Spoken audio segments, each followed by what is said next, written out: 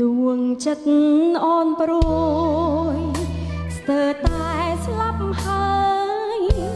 ព្រះអើយមិនជួយខ្ញុំផង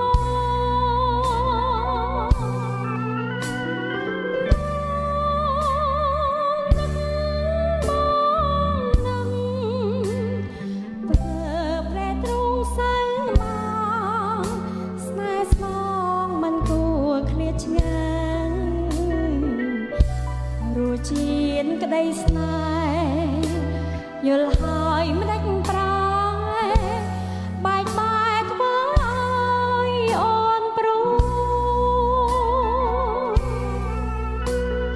ស្រណងកូនសែងដែលបងហត់មកអើយពេលនេះសូនសងបាត់ឈឹង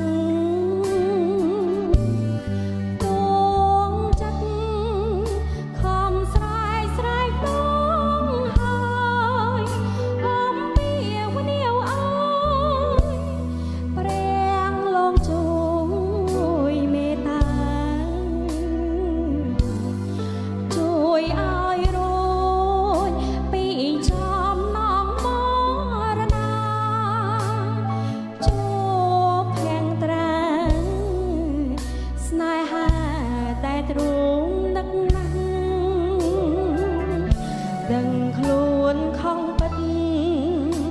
សូមបងអាណិតដល់ដួងចិត្តអូនយល់ច្បាស់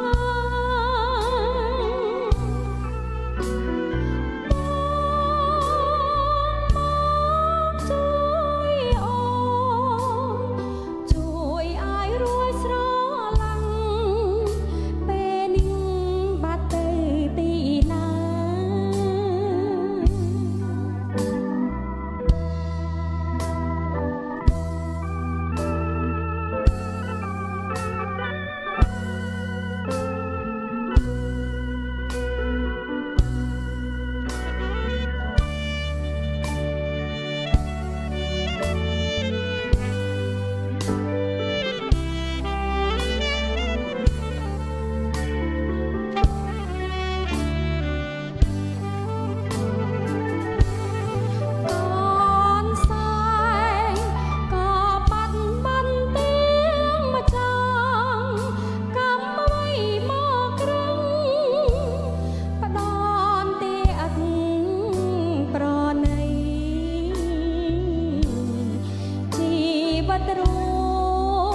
ក៏រស់នៅអដំឡៃ